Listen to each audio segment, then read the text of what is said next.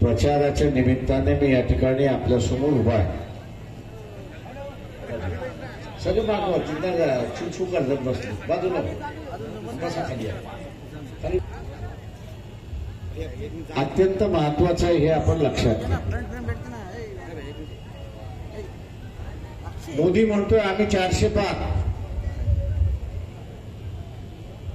मोदींना माझा सवाल आहे, तुमचा असताना 400 पार असाल मग दिवसाला 5 सभा कशाला करता?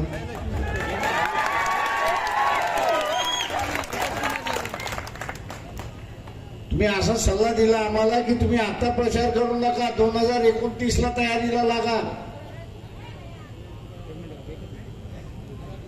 तुमचं असताना सगळं हेलिकॉप्टर हवेमध्ये फिरते का? मित्रो, मोदी 400 पास वगैरे नाही, मोदी 200च्या आतमध्ये एवढं लक्षात घ्या. तशाच पद्धतीने हा त्याचा एक जुमला आहे की 400 पार. लोकांना असं वाटलं अरे झाले 400 पार याचे, पण खऱ्या अर्थाने मोदी 200 पार सुद्धा करत नाही अशी असणारी परिस्थिती आहे.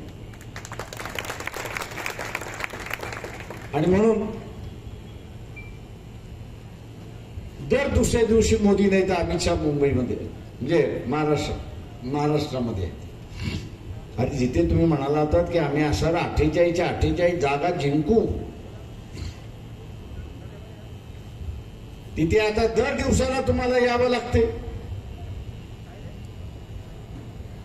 मोदीची हवा संपली आहे म्हणून आपण असं एक लक्षात घ्या.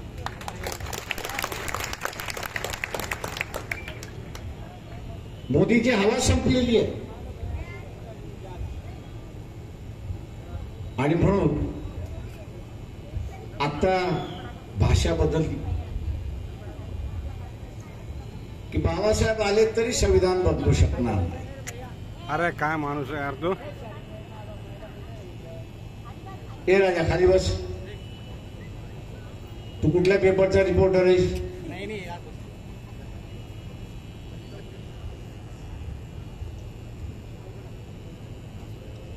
आणि म्हणून आता मोदी असे म्हणायला लागले बाबासाहेब आले तरी घटना बदलू शकणार नाही. अरे नालायका, बाबासाहेब येणार नाही हे मी सांगतो ना नातू म्हणून.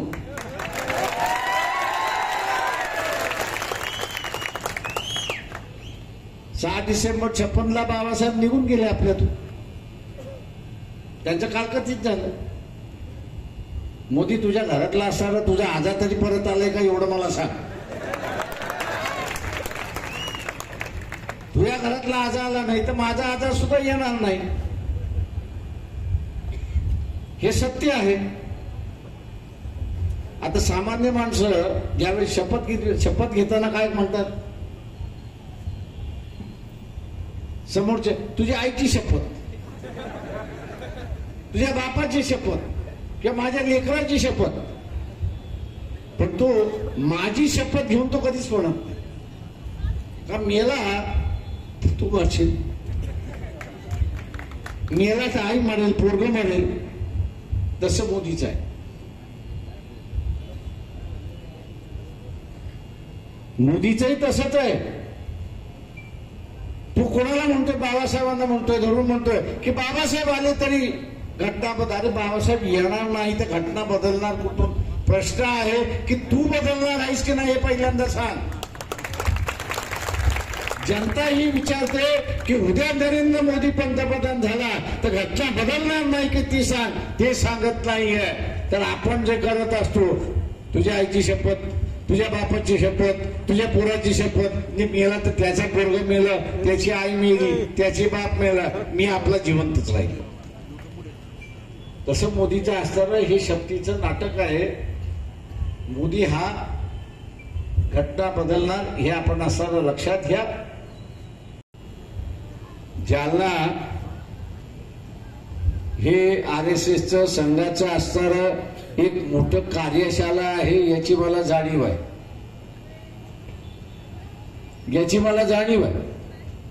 एक मोठं कार्यशाला आहे. मी असणारा ह्या संघवाल्यांना विचारतो की तुम्ही सत्ता घेतलीत कशाला, पहिल्यांदा खुलासा करा. जोपर्यंत या देशाला हिंदू राष्ट्र करत होतो त्याच्यावरती वादविवाद चालत राहील, हे बरोबर आहे. तुम्ही म्हणणार आम्ही त्याला विरोध करणार की हा देश अगोदरच हिंदूंचा आहे, त्याच्यामुळे राष्ट्राला असणारा हिंदू संबोधण्यात काही अर्थ नाहीये, निरंतर काय असं आम्ही म्हणत राहू. पण तुम्ही राष्ट्र घेतलं कशाला? राज्य चालवायला घेतलं की लुटायला घेतलेला?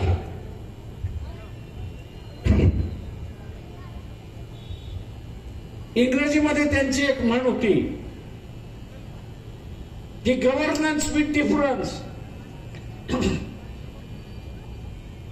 म्हणजे राज्य एका वेगळ्या पद्धतीने आम्ही करू. आमच्या राज्य करण्याची पद्धत वेगळी असेल एवढे लक्षात घ्या. 10 वर्षामध्ये आम्ही तुमची असणारी पद्धत बघितली, लुटारूशिवाय दुसरं काहीच तुमचं कॅरेक्टर नाही अशी असणारी परिस्थिती आहे. पंतप्रधानाचं कार्यालय हे मानवतेचं कार्यालय. पंतप्रधानाचं कार्यालय हे मानवतेचं कार्यालय. पण हे आता पंतप्रधानाचं कार्यालय मानवतेचं कार्यालय झालेलं नाही, तर हे पंतप्रधानाचं कार्यालय वसुलीदाराचं कार्यालय झालंय, हे आपण लक्षात घ्या. दादा असतो त्या दुकानदाराकडून वसुली करतो, त्या दुकानदाराकडून वसुली करतो, दादागिरी करतो. तशा रीतीने असणारं पंतप्रधानाचं कार्यालय हे दादागिरीचं कार्यालय झालं, हे आपण लक्षात घ्या. हे दादागिरीचं कार्यालय झालंय. या देशामध्ये 2014 ते राज्यसभेचा प्रश्न येईपर्यंत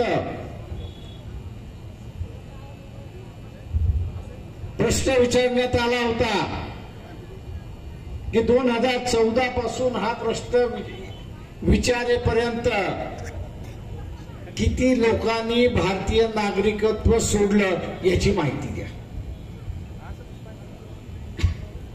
प्रश्न काय होता की 2014 मोदी पंतप्रधान झाल्यानंतर तर हा प्रश्न विचारेपर्यंत किती लोकांनी भारतीय नागरिकत्व सोडलं याची आकडेवारी द्या. त्या आकडेवारी अनुसार सदनच्या सभागृहामध्ये ठेवलेल्या आकडेवारी अनुसार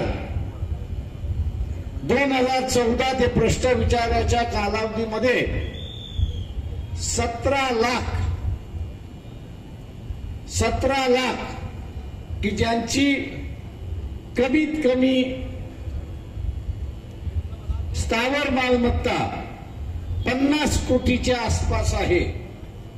17 लाख कुटुंब की ज्यांची स्थावर मालमत्ता 50 कोटी आहेत आणि त्यांचा धर्म हिंदू आहे, यांनी भारताचं नागरिकत्व सोडलं आणि परदेशी गेले अशी परिस्थिती आहे. मी संघवाल्यांना विचारतो, तुम्ही दाखवताना दाखवलं की आम्ही मुसलमानाच्या विरोधात आहोत. एखाद्या मुसलमानाला पकडलं, बकऱ्यासारखं त्याला कापलात, त्याचा व्हिडिओ केलात आणि लोकांना दाखवलं. आता आपल्याकडे असणारे फादर्स होते, त्यांच्या असणाऱ्या चर्चवरती हमला झाला, शाळेवरती हमला झाला, ननवरती हमला झाला आणि आम्ही असणाऱ्या ख्रिश्चनांच्या विरोधात आहोत म्हणून त्या ठिकाणी आपण दाखवलं, म्हणून आपण असणाऱ्या त्या ठिकाणी दाखवलं.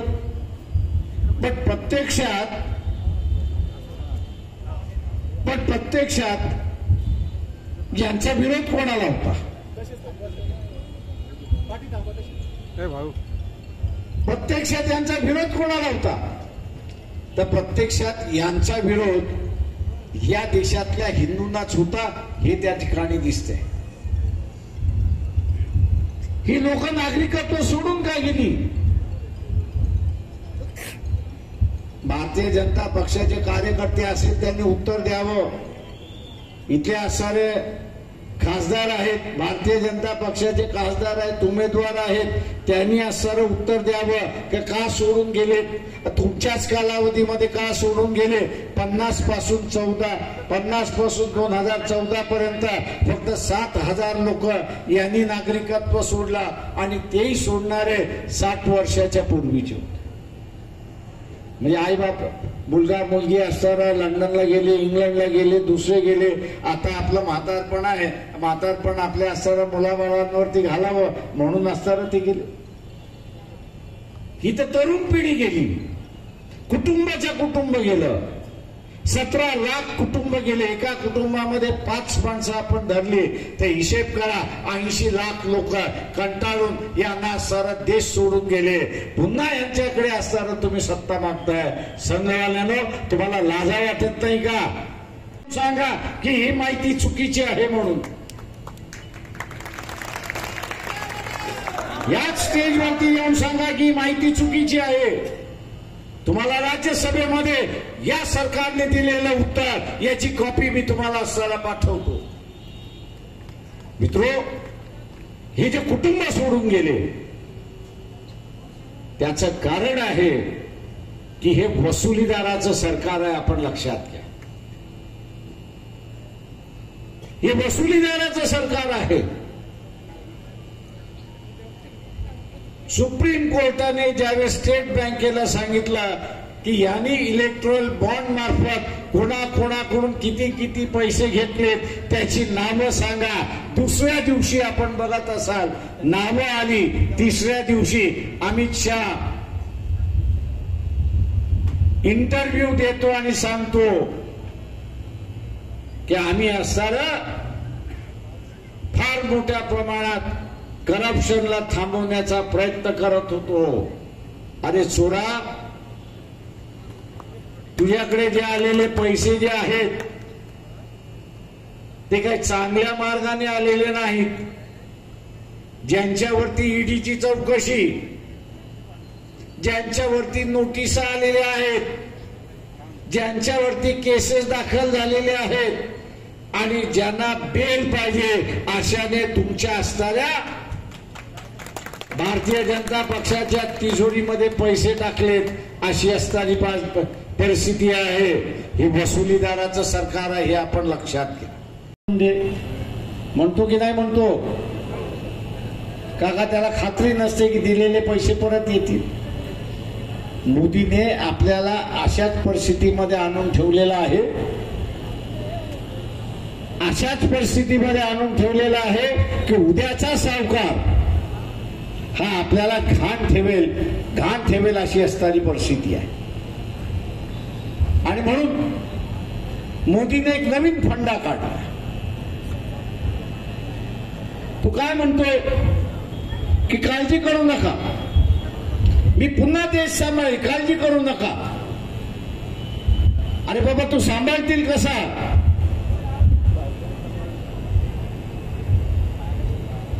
माझ्या शब्दात सांगायचं झालं, एखादा दारुडे असतो, नोकरी सुटली दारुड्याची, दारू शिवाय त्याची भागत नाही. आणि मग दारू शिवाय भागत नाही, मग दारूसाठी पैसे तर कुठून आणतो? तो दारूसाठी पैसे कुठून आणतो? तुम्ही सगळे पिणारे आहात याची मला कल्पना आहे, पण वायसी पिणारे आहात. त्याच्यामुळे अट्टल दारूदार पिणारा जो आहे त्याची नोकरी गेली, पैसे नाहीत, मग दारू पिण्यासाठी तो काय करतो? मोदी आता तीच भाषा बोलायला लागलाय. त्या दारुड्याची वृत्ती आणि मोदीची वृत्ती याच्यामध्ये कुठलाही फरक नाही, हे आपण लक्षात घ्या. दारुड्या दारू मिळावी म्हणून घरातली भांडी विकायला निघालाय आणि मोदी देश चालवण्यासाठी पैसे पाहिजे म्हणून देशाची संपत्ती म्हणजे कारखाने जे आहेत ते कारखाने विकायला लागला, हे लक्षात घ्या. एक दिवशी कारखाना संपला तर मग काय तुमचं पुन्हा गुलामी अशी असणारी परिस्थिती. आणि म्हणून ज्यांनी समृद्ध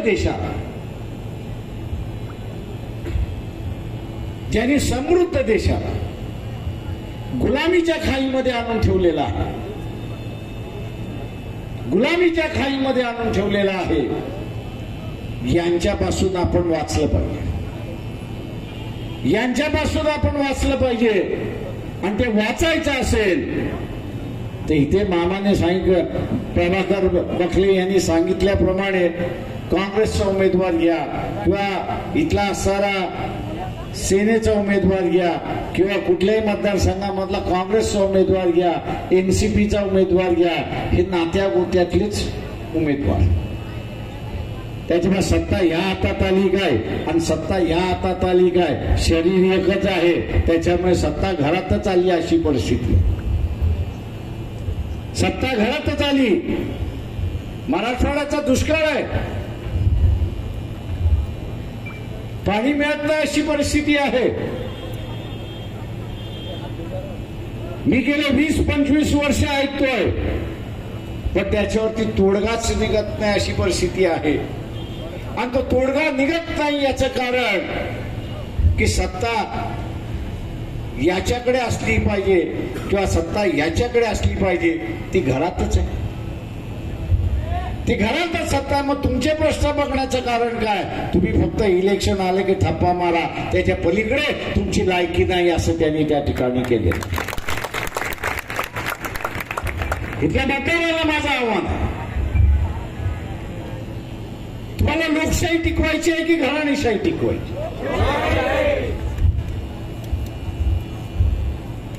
तुम्हाला लोकशाही टिकवायची असेल तर इथल्या राजकीय पक्षाला तुम्हाला धडा शिकवला पाहिजे, हे लक्षात घ्या.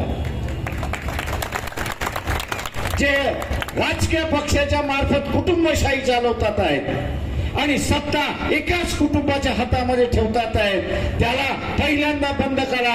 आणि बंद करायचं असेल तर आम्ही तुम्हाला मतदान देणार नाही, ही भूमिका आपण त्या ठिकाणी घेतली पाहिजे. नुसती भूमिका घेऊन त्या ठिकाणी चालला. आज आम्हाला विचारतो, अरे बाबा तुम्ही असं उमेदवार जाहीर करता आणि त्याची जात जाहीर करताय. अरे म्हटलं तुझ्या पोटात का दुखतंय? सुपारी बिपारी घेऊन आलायस की काय? आज बखले, प्रभाकर बखले जालन्याचे उमेदवार आहेत, धनगर समाज आहेत. औरंगाबादला असताना अफजल खान आहे, मुस्लिम समाजाचे आहेत. त्याच्यानंतर परभणीमध्ये टक आहेत, गरीब मराठा समाजाचे आहेत. नांदेडमध्ये लिंगायतांचे आहेत. बुलढाण्यामध्ये असणारा वसंत मगर आहेत, माळी समाजाचे आहेत. सत्ता ही जोपर्यंत सार्वत्रिक खेळत नाही, उमेदवारी ही जोपर्यंत सार्वत्रिक खेळत नाही, तोपर्यंत खऱ्या अर्थाने कार्यकर्ता उभा राहत नाही, हे आपण लक्षात घ्या. आणि कार्यकर्त्याची निवडणूक झाली किंवा मतदान मिळवण्यासाठी मी लोकांची कामं केली पाहिजेत अशी परिस्थिती आहे. मित्रो, मराठवाड्याचा दुष्काळ सहजरित्याने घालवता येतो, सहजरित्याने घालवता येतो. तुम्ही सगळ्यांनी उकाईचं धरण ऐकलेलं आहे का? उकाई नावाचं धरण आहे असं ऐकलेलं आहे का? नाही. काका तुम्ही असणाऱ्या कुटुंबालाच मतदान देत आला, त्याच्यामुळे तुम्हाला जागृत करण्याची काहीच गरज लागली नाही. उकाईच्या धरणामध्ये 110 TMC पाणी आहे. सुरतच्या तोंडावरती आहे. सुरत आणि समुद्र 10 किलोमीटरवरती 90 TMC पाणी हे समुद्रामध्ये जातं अशी असणारी परिस्थिती आहे. 90 TMC पाणी समुद्रामध्ये जात. आपला असणारं औरंगाबादचं धरण याची हे किती TMCच आहे? किती TMCच आहे? 105 TMCच आहे. म्हणजे जेवढं पाणी औरंगाबादच्या धरणामध्ये आहे तेवढंच पाणी समुद्रामध्ये वाया जात आहे. तेवढंच पाणी समुद्रामध्ये वाया जात आहे. बॅकवॉटर जे आहे, धरणाचं बॅकवॉटर जे आहे, ते धरणाचं बॅकवॉटर एक वैजापूर मार्फत किंवा 40 गाव मार्फत गोदावरीमध्ये आलं तर या मराठवाड्याला किती टक्के पाणी मिळेल याचा हिशेब आपण त्या ठिकाणी करा. डबल पाणी मिळू शकतं. पण तुम्ही कार्यकर्त्याला निवडून द्याल तेव्हा ना. जेवढं घराणेशाहीला दोष आहे तेवढा मतदारालाही दोष आहे, एवढं लक्षात घ्या. का ही घराणेशाही तुमच्या मतावरती पोचलेली आहे, एवढं लक्षात घ्या. काका पाहिजे, मामा पाहिजे, मामा पाहिजे, काका पाहिजे, काका आला की मामा, मामा आला की काका. अरे त्याला सोडा ना आणि कार्यकर्त्याला पकडा, हे आव्हान मी आपल्या सगळ्यांना या ठिकाणी करतो. आणि म्हणून मित्रो, उद्याचा बदल आपल्याला पाहिजे असेल, एरियाचा विभागाचा असणारा विकास आपल्याला साधायचा असेल तर प्रभाकर बखले यांची निशाणी, प्रभाकर बखले यांची निशाणी, प्रभाकर बखले यांची निशाणी, प्रभाकर बखले यांची निशाणी. गॅस सिलेंडर समोरचं बटन दाबून कुटुंबशाही गाडून टाका, हे आव्हान मी आपल्या सगळ्यांना या ठिकाणी करतो.